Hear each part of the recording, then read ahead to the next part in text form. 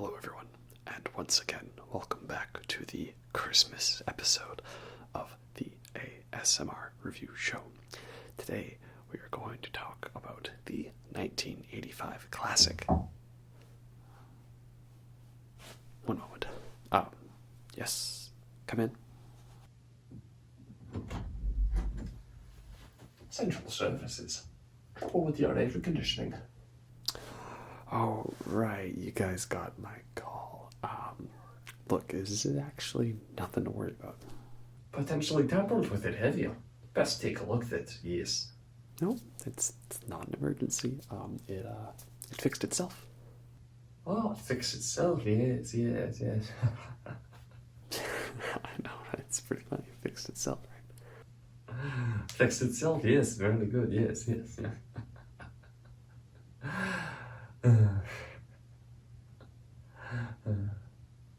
No, machines don't fix themselves. They don't fix themselves, no. Have you got a 27B stroke 6? 27 B stroke 6. 27 B stroke 6.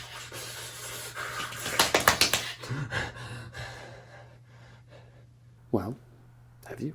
Have you got a 27B stroke 6? Well, get one. 27 B stroke 6. I understand, but, sorry, I'm a bit of a stickler for paperwork. Well, get one. Yes. Okay, bye-bye. Bye-bye. Bye-bye. Man, can you imagine if, there were two of them and one of them was played by Bob Hoskins? That would totally be a Mario and Luigi reference before the Mario and Luigi 90s movie was even a thing. Wow, pretty crazy. Am I right?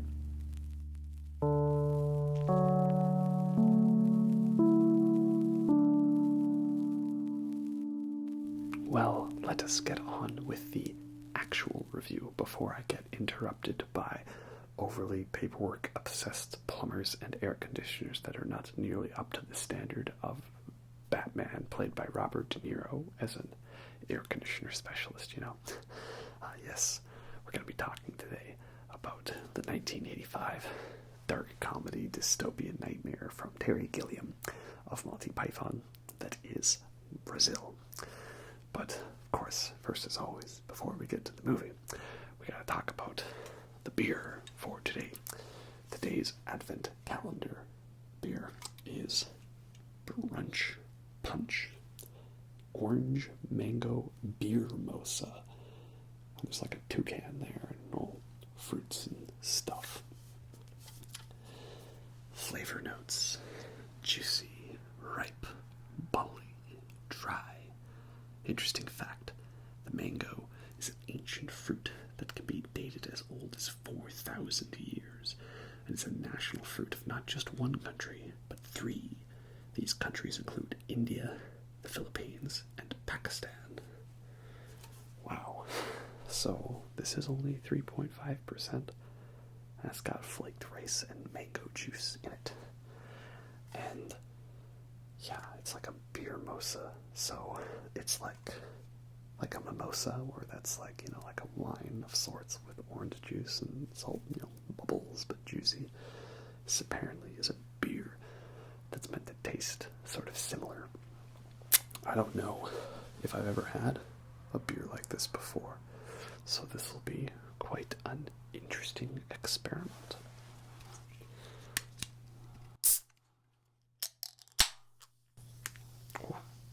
It's dizzy. Okay, cheers.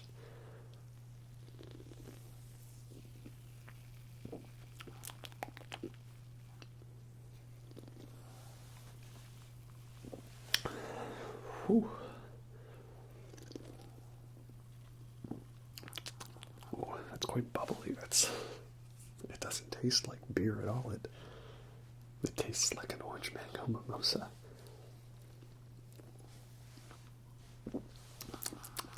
Wow, that's quite interesting. I know I talked about lemon meringue pie beer being some strange form of alchemy, but wow, this is quite some weird alchemic stuff. Just picture in your head, if you've ever had a mimosa, picture an orange mango mimosa. That's what this tastes like. Wow, pretty crazy stuff.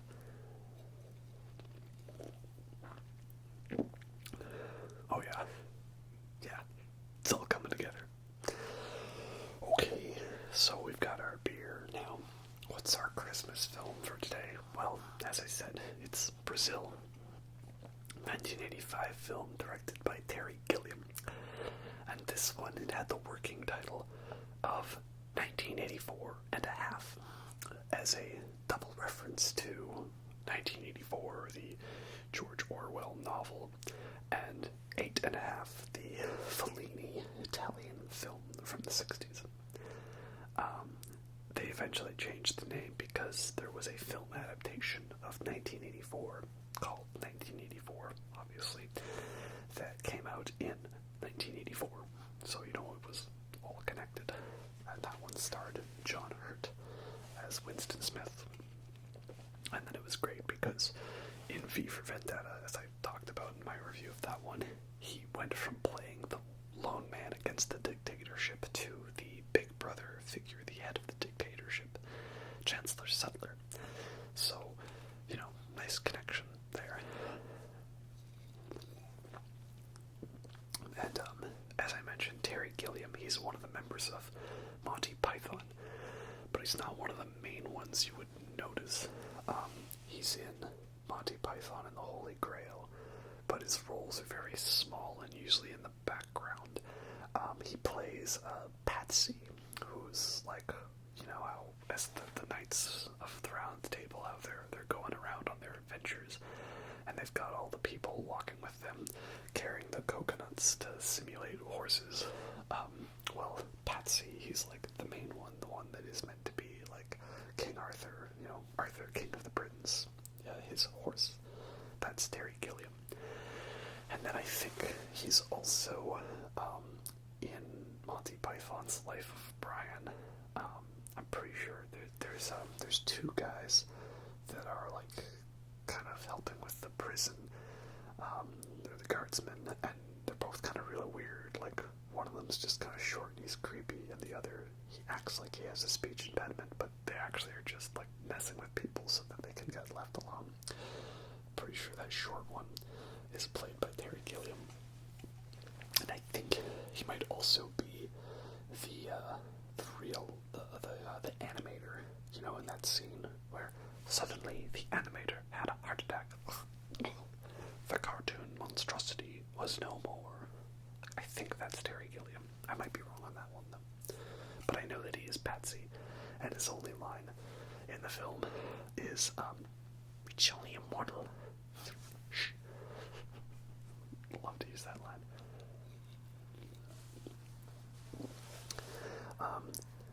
And I think he was also like the main director for the film, because, you know, there were all the actors, and he was kind of the more director one, the behind the scenes one, right? The Eric Moore of the group, at least when Eric Moore actually was a member of King Gizzard and the Lizard Wizard. Oops. So, yeah, Brazil, it's a sci-fi dystopian film, you know, a British one where there's an oppressive totalitarian government that watches everyone and everything, and there's like the Ministry of Information, and, you know, information retrieval and stuff like that. Very 1984, very Orwellian, but it's also kind of a dark comedy, looking at some of the absurdities of such a system, and there's a lot of really over-the-top, outlandish stuff in there, but, you know, it's still quite violent. It is an R-rated movie. It can get quite bloody and violent in some scenes, so hence why it's more of a dark comedy. And I had heard about this film as being a really good one, and I knew nothing about it. So I just kind of went in with it like, okay, it's science fiction apparently, and that's all I know. And went into it blind, and I was just blown away by the set design and the visual effects at the time. Even if they're all not perfect, I thought, like, this didn't seem like a film with a really crazy high budget, but what they were doing with what they had and the way they made this world seem so massive was really impressing me. Like, you got a lot of shots where it seems like there's this like huge cityscape or this huge landscape, and not on the level of something like the original Blade Runner, which was a few years earlier, but still really impressive stuff. And I was just thinking, like, man, like, they really got their mileage out of whatever the budget was for this film. Every time they introduced a new set or a new area, I was always really blown away by the look of it. And I kept on wondering, like how long does this movie go on for? And where is it gonna go? Like, I was on the edge of my seat. Like, I don't know what's gonna happen. And also, it's like, sometimes with a movie, you kind of gotta watch it to the end to get your opinion of it and be like, okay, now that I've seen the whole thing, yes, this movie was fantastic. But I find on rare occasions, you sometimes get those ones where, like, you're only part of the way through and you already know the film's masterpiece. And during Brazil, I was basically saying to myself, this film is going to have to mess it up really, really badly if it's going to get, like, anything less than a perfect score from me, because I was just totally hooked by everything in the movie. And lo and behold, it did not mess it up. In fact, it got even better throughout the film. It just kept on elevating itself with all these crazy visuals and these dream sequences, and that ending, man, that ending. I am gonna, of course, like all my reviews, go into spoilers, because this is a film that's like, what is it, like 35 years old now, or something like that, so.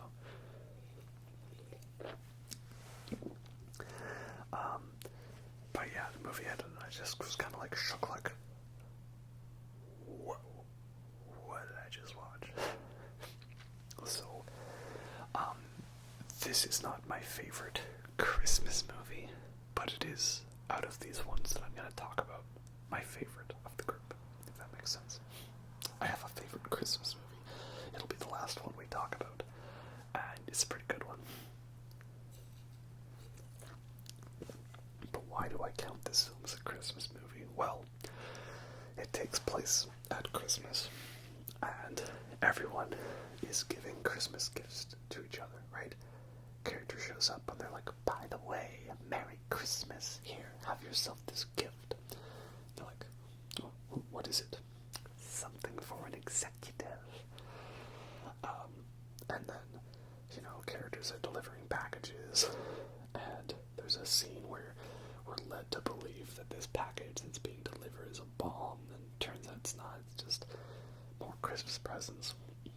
So it is kind of weird that this box of Christmas presents was delivered and set up in this weird, sketchy, like, foundry of sorts. It seems a very particularly interesting place to acquire Christmas presents, but it's part of the film to set up the deception, right? And then at the end, we have a character who's dressed up as Santa Claus because he's about to go and see all the children and stuff. It's like, oh, it's Santa, yay! And there's just a great shot where, like, the camera pans down and all of a sudden it's in Santa Claus's face, like, Sam, oh, what are we going to do with you? Right? There's a lot of real creepy close-ups in this film. It's very surreal in the way it's directed by Terry Gilliam. Another great close-up shot I love is after Sam, he's been out hunting the girl of his dreams, and he gets reprimanded. He's brought back to his office, and his boss is kind of there, and he's literally up in the camera's face, like, Lowry, I don't know what you're doing, but what you've got to do is focus properly and understand things. There are things that cannot be done. We have certain queries that need to be addressed in this area. Goodness gracious. Shape up.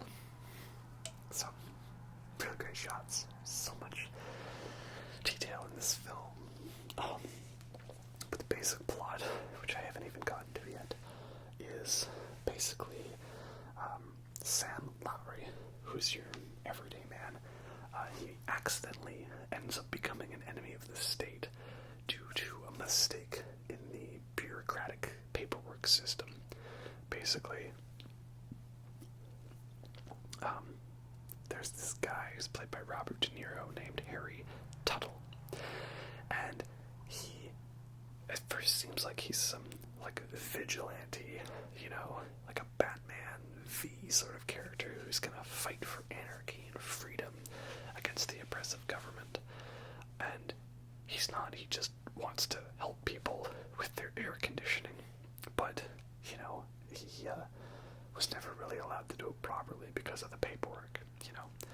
This entire apartment of yours could be on fire, and I couldn't so much as turn on a kitchen sink without a 27B/6.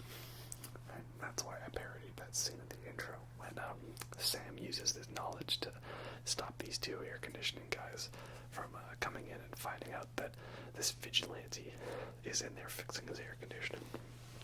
And yeah, one of them's played by Bob Hoskins. So there's a short Bob Hoskins and a really tall guy, and they're plumbers.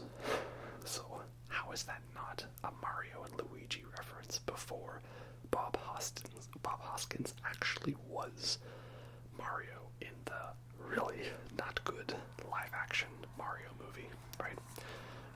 The one where Dennis Hopper says, "Ba-boom."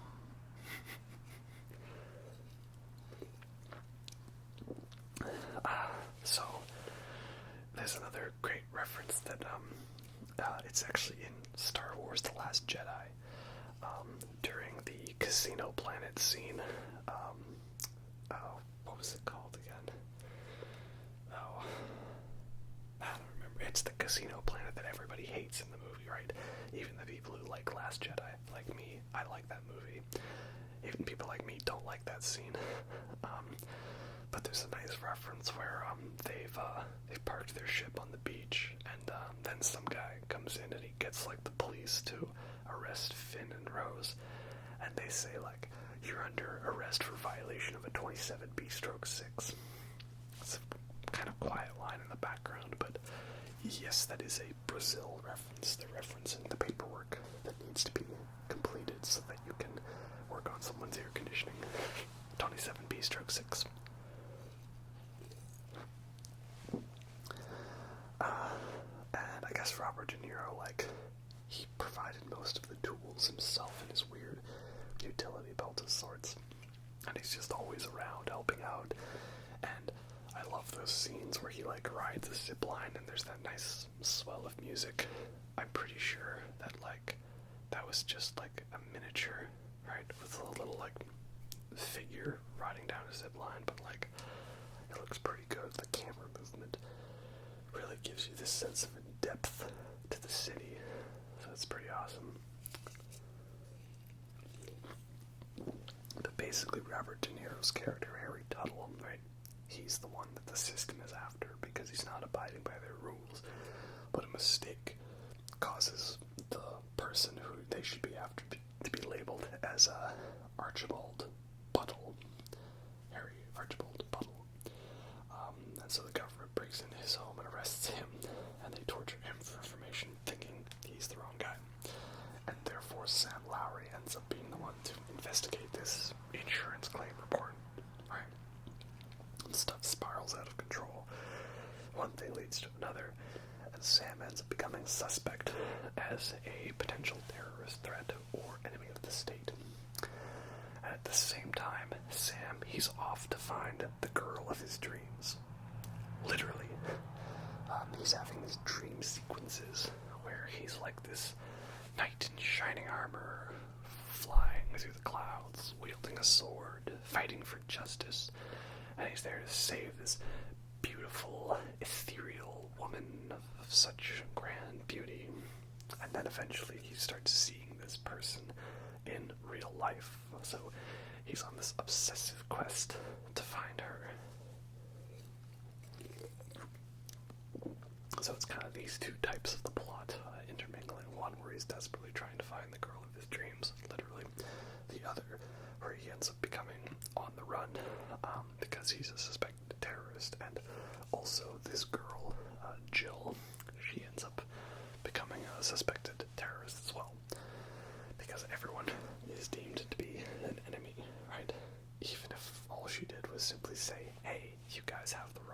sky. Like, that's Buttle down there, not Tuttle. Well, then they're like, obviously she's working. It's all got to be connected. All the pieces are coming together. I can see exactly what's going on now.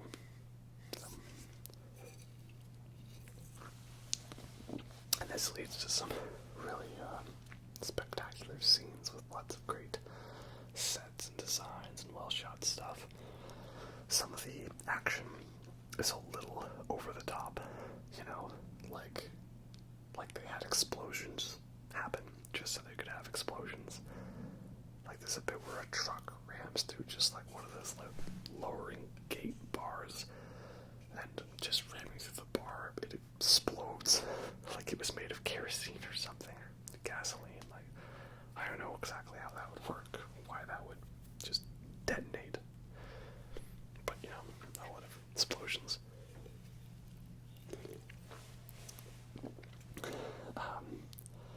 But yeah, it's just a really well done dystopian movie. There's a lot of real dark comedy to it, some stuff that's like pretty hilarious. I like that the gift that everyone keeps giving each other is this decision maker device where you basically have like a little dropper and it either lands on yes or no, right? That's just how people decide things. Oh, we gotta do that. Or some other great dark humor in the film. Well, just, you know, like bombs start going off and the band just starts playing music like, oh, nothing's wrong to see here, enjoy your meal. Or that French waiter guy in the scene, you know, he's like, you have to say the number. Oh, you would like a steak? Fine.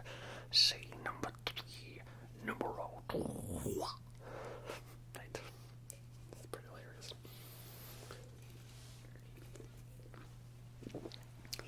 Or that, like, you know, Sandy can be literally being chased by police and shot at. But as soon as they recognize his uniform, that he's an executive, it's all of a sudden like, oh, yep, yes, sir. We respect you. So. Or, you know, as a Canadian myself, I can appreciate the humor where these repairmen try to take this, like, sort of cutout piece of floor to put in to seal this hole that's been created by this, like, SWAT team of sorts, like, drilling down. And they're like, oh, you know, don't worry, from the Department of Works, we don't make mistakes here. And they go and put this sort of replacement hole through, and it goes boom, right down to the floor. And I say, oh, why would you look at that? They've gone back to metric without telling us. And it's like, yeah, I can really, you know, because as a Canadian, we seem to go back and forth between whether we're using metric or imperial, you know.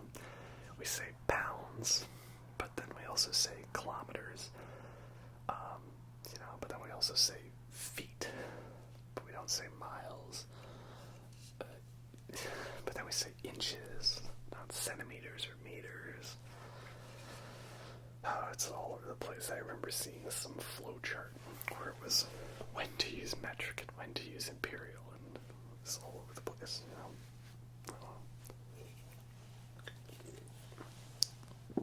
I think we should prefer the system where, like, each increment is based upon measurements of increasing tens, you know, 1, then 10, then 100, then 1,000. Not 1, and then 12, and then 5,280, or whatever it is, you know, or yards. What's a yard? You know, oh, it's 3.785. You know, nice and simple. Nice and simple.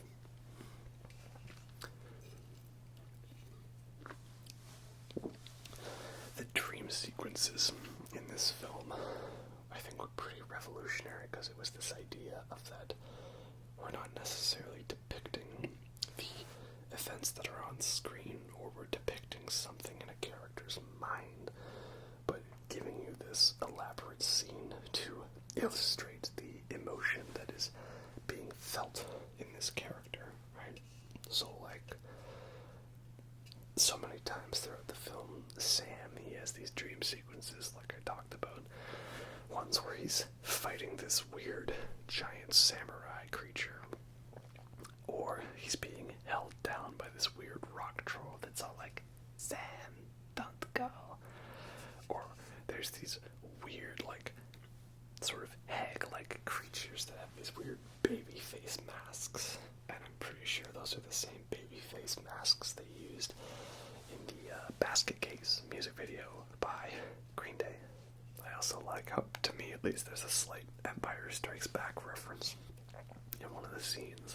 So, you remember in Empire where, like, Luke fights this weird vision of Darth Vader, and then he pulls off the mask, or the mask explodes, and it turns out to be his own face, right? Pretty weird scene. One that most kids don't really care about, but the adults are like, ooh, cool. You know, the one where they kind of referenced it in the Last Jedi Rey vision, where there's all the clones of herself or whatever. And where I thought, oh man, like, if David Lynch did Star Wars, we would have gotten some real cool scenes like that, how he would illustrate the battle between light and dark. But in Brazil, he fights this weird samurai creature, and he seemingly kills it, but then when he pulls off the mask, it turns out to be himself. It's his own face. And what does that mean? Well, maybe he was fighting like a dark version of himself that's been corrupted by the system, and he's fighting for his own free will.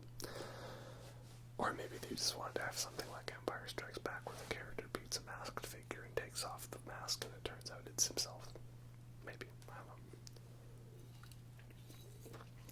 don't know. The other film that makes me kind of think of this concept of dream sequences reflecting inner turmoils or being metaphor for other events occurring makes me think of Sucker Punch, the Zack Snyder film, which I think is a really underrated one. That one, I mean, first of all, you gotta watch the extended cut. I know it's such a, you haven't seen the real version until you see the full version, but it really is the case. There's all little extra bits and moments throughout there, little extra fluff, nothing really special. I mean, you get a shot where Vanessa Ann Hudgens is holding like a giant caliber, like, machine gun, and like fires it for a good 10 seconds straight, so that's pretty badass, right? But the most important part is a bit of a spoiler, so I won't say it here, but it's near the end. It takes a character who doesn't have any lines in the theatrical version, and it kind of expands their role a little more, so it helps you understand the context of the ending to Sucker Punch. So, that's a really cool movie, loved the style to it. It's just a shame that, for me at least, Zack Snyder kind of fell off the map after that film. Because I wasn't a fan of the early DC Universe movies. They kind of picked it back up a bit with Aquaman. Funny enough, Aquaman is the best DC film, The character is usually the butt of all the jokes about DC films. No, he's got the best movie, right? Even if it has Amber Heard in it. I won't get too much into that, because I haven't really looked into the whole Amber Heard Johnny Depp thing, and that's a conversation for another day. But, like, just looking at the movie, I enjoyed her in the film. So, and I've already talked about how I, seem to enjoy lots of films that have horrible people in them, like Roman Polanski and Woody Allen and Kevin Spacey. So, there's another one, I guess. But, that's a topic for another day. So, Brazil ends on this really elongated dream sequence, and it's meant to basically be a representation of Sam finding peace in his inner mind as he gets essentially like tortured and lobotomized, right? Because at the end they say, he's gone away from us, Jack, right? And he's all sitting there looking all like he's humming the Brazil theme. So it would appear to be a downbeat ending, but, actually, contextually, it is a positive ending, because he found sort of a freedom in his mind, where in his mind he's out, away from the big city, away away from the government. He's off the grid. He's living in this nice sort of rural house that they've set up from this trailer that they stole with the girl of his dreams, Jill. So it's a happy ending for him. Just the trick is that the audience is shown the true nature of the events. So for us, it would appear to be a downer ending. But for the character of Sam Lowry, it actually is a good ending, right? Because in his mind, he's free. And we'll talk more about Sucker Punch. Again, spoilers for that movie. That one has a similar style of an ending, right? And it's not really made clear in the theatrical version of the film. It really only comes across properly in the extended edition, where there's actually a conversation between Don Draper, John Hamm, Mad Men, right? Between his character as this, he's meant to be like a major pimp in the dream world, but he's actually a doctor who's come to lobotomize baby doll Emily Browning. And, he carries out the lobotomy on her, and in her mind, she's basically realizing that the only way to be free of this horrible asylum where the prisoners are abused by the guards, and, she was unable to free herself. She had to sacrifice herself to free her friend, Sweet Pea, Abby Cornish. Right? She knows this is the only way truly to freedom. So, that's why there's the conversation between them where he's basically offering her freedom and she gives herself willingly. And in the real world, this translates to him lobotomizing her with the ice pick method, and him saying, like, did you see that? It's like she wanted me to do it, right? Because in her mind, she has found peace and freedom. In actuality, she was lobotomized. But again, what is really the happy ending or the bad ending, right? Well, for the character, it's the happy ending because she is free in her mind. That's why she was grateful to receive that lobotomy. And this all stems around the idea, at least in Brazil, where Terry Gilliam, he was thinking of how could you end a film where the happy ending was that the main character goes insane. Because it's a thing we see a lot in films, main character is crazy, or, they were secretly evil the whole time, that it was all a dream, and it's usually a bad ending, or they're dead, right? How could we do that but a happy ending? Well, Brazil is the answer to that. As for why it is called Brazil, well, it's based off of this sort of classic song. It's called Brazil, I think, or, that's what it says in the line. It's the first song you hear in the movie, right? There's that sort of Telecaster guitar, and that Brazil song with the shot soaring through the clouds, which is apparently leftover footage from A Never-Ending Story. And kind of the melody for that song is worked into almost like every piece in the score. So the score is using the motif of the Brazil song.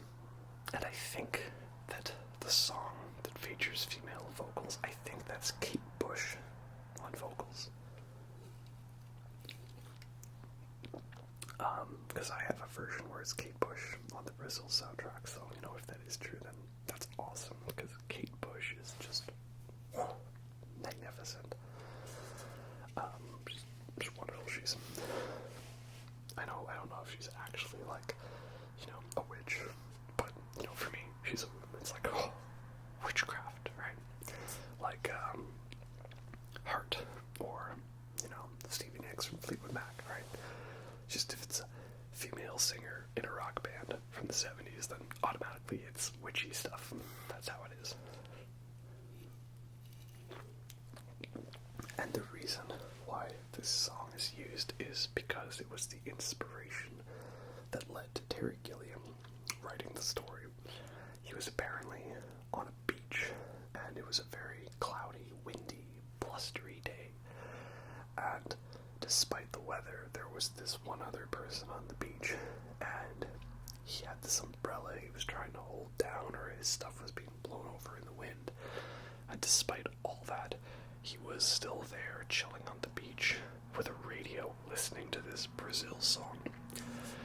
And he kind of likened this struggle of the one individual against the powers of nature, relative to, the struggle of the individual against the oppressive governmental system, against this totalitarian government.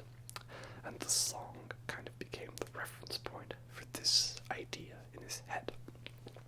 Thus, it was based around the idea of the song as metaphor for the one against the many. And that's why it is called Brazil, even though it does not take place in Brazil and seems to have nothing to do with it. It's all about the connection to the song. So I think it's a pretty appropriate title in that case.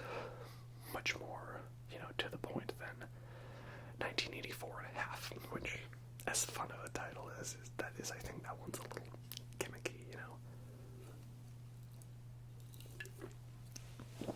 And it's interesting because not only were they making a film about battling against an oppressive force, they themselves, the filmmakers, were dealing with an oppressive force. And that is that the studio, I think it was Universal Pictures, they were not satisfied with this idea of a really long sci-fi film with a huge downbeat ending, because, the first reaction is to think of it as a downer ending. Our character didn't make it, he got lobotomized, right? He's controlled by the system now, but, if you actually, use your brain, then it's actually a happy ending from a certain point of view. And so there was this notorious, made-for-TV edit of the film by, one of the producers of the company, and it's referred to, I think, as the Love Conquers All version. So I'm kind of pretty deep into the review at this point, but now's when I'm going to start talking about, different cuts and editions of the film. But basically, if you watched a version of the film where it was only 90 minutes long, do yourself a favor and throw that copy out and never watch it again, and only watch the original 140-minute version of the film, the proper European release. Or is it the US release? No. There is a slight difference. There's a European version and a US version. And the American version, it cuts out a couple of small moments here and there, not much. But there is a big thing that it cuts out this line near the end of the film, implying that Jill is dead in the real world. Right? During the scene with Santa Claus. Yes, your friend Jill. Interesting. It appears she was already declared dead. Somehow she appears to have died twice. That sequence isn't in a certain cut of the film, like a 130-minute version, not a 140-minute version. And this was so that, also during that ending, people weren't thinking, oh, Jill's dead in real life, right? So only watch the regular full-length version of the film. That's what the director wanted to get made, and he had to fight very hard to get that as the released version. One such example is he was going to do a film class at a university while making the film, and he was only going to show a few scenes from the film, but the university ended up advertising it as being a screening of the film. And then the studio got all really mad, you can't just show the full film, you're not allowed to do this. And then Gilliam, in response, he just went and he did show the entire film, his uncut version of it. And it won Best Picture award from this Los Angeles critic. And it got such rave reviews at how good it was that the studio ended up actually deciding to release the uncut version that the director wanted. Originally they were opposed to doing this, and it's funny because I'm pretty sure that the uncut version was gonna potentially get some Best Picture Oscar nominations, and it missed out on that because of all the controversy and stuff. So, the studio realized that they really did screw themselves over on that one by not following what was the more logical director version of the film.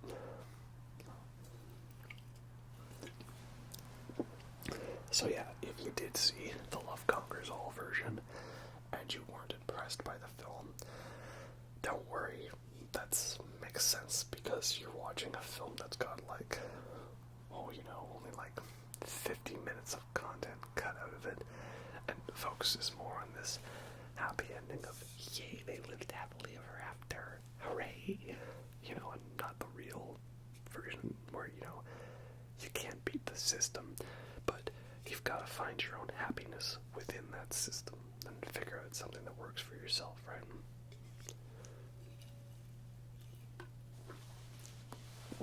I think one of the most dark moments in the film for me, it's not the horror sequences, because there's some pretty creepy moments in the film.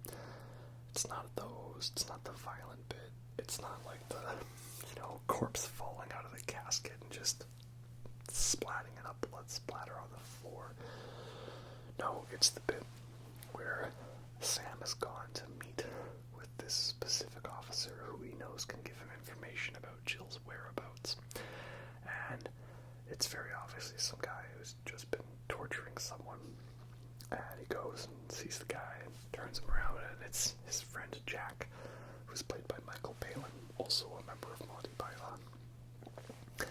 And they have a conversation about what's going on, and about how Harry Tuttle is the one that needs to be taken by the system, and how Buttle was accidentally killed.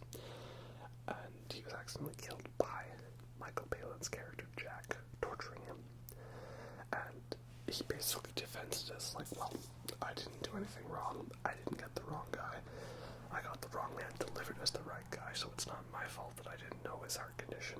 And it's kind of an extension of that kind of classic logical fallacy that people use about, oh, I was just following orders. It's one of those ones that people are always quick to sort of dismiss as an excuse, You can't just say you were just following orders, because there was a couple of men who were just following orders and they were called Nazis, right? If you recall that I reviewed the Russian film Come and See a while ago, well, that one, there's a bit where some of the Nazis try to defend themselves by saying, don't shoot, we are just following orders. And we know how well that holds up in the film. And you can't really get away with that excuse, but that's the one that Jack's character tries to say is well, I did my job right. I did everything I was supposed to. All that stuff isn't my fault. It's he killed a person, and just was following orders. And it gets even worse. There's a bit later on where Sam is captured by the system and the government, and he's put in the chair of torture to be interrogated by Jack's character. And this is when he's wearing the creepy baby mask face thing. And, we can see that Jack is visibly shaken by the fact that he has to torture and interrogate a former friend of his. But the most creepy part about it is that when Jack kind of covers the camera to give him a moment to talk, he's not upset that he has to torture his friend. He's mad at his friend for putting him in the position. He's not this is so horrible that I have to torture my friend. It's, how could you make all those mistakes and now I have to do this, and this is your fault. I have no choice. You put me in this situation. Just to show how much of a cog in the machine of the totalitarian system that he is. So, it's all pretty dark stuff.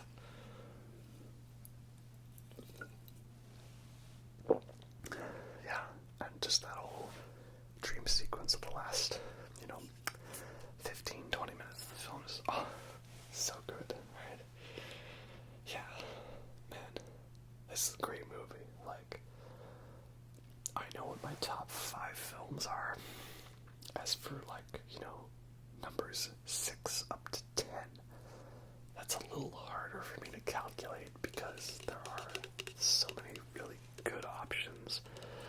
But let me put it this way. If I were to, pick nominees for the top 10 outside the top 5, because the top 5 is already set and it hasn't changed for a while. If I was going to nominate movies for those other 5 positions, Brazil is one of the films I am first to consider potentially getting a spot in the top 10. Other films would include, like, Blade Runner, Children of Men, maybe Doctor Strangelove or How I Learned to Stop Worrying and Love the Bomb. Maybe it's tough to pick my favorite Darren Aronofsky film. I really love Pi, and I really love Black Swan, but I also think The Fountain is underrated, and while I haven't seen it nearly as much because it's more recent of a film, Mother was also really good. A lot of great contenders. Another one that used to be up there really high, which would probably still be up there really high if I rewatch it, is There Will Be Blood, the Paul Thomas Anderson film. That one I never get tired of. It's like one of the most Kubrick films that wasn't directed by Kubrick. I love it for that. Yeah. But the point is that Brazil is a contender for my top 10, and that alone should let you know of its quality of a film. Well, it's definitely been a bit of a longer review than some of my other ones of the Christmas movies, but again, yes, I do consider Brazil a Christmas movie because there's a lot of Christmas stuff throughout it. Everyone's giving gifts, and that leads up to this subplot of the idea of that the government bombs its own citizens to cover for the fact that there are terrorists out there, and we need to find them when it's actually the government setting up their own explosions. It was a plot point that was also reused in Children of Men. The idea that the government bombs its own citizens and they frame the fishes, right? The militia group, the rebellion group, as the one that's bombing the citizens, right? I just hope our real-life government won't sink to such depths. But you never know these days. You never know. You never know.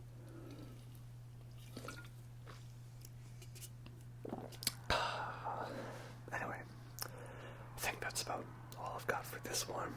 Again, hopefully you've seen the proper version of the film, not the Love Conquers All one, because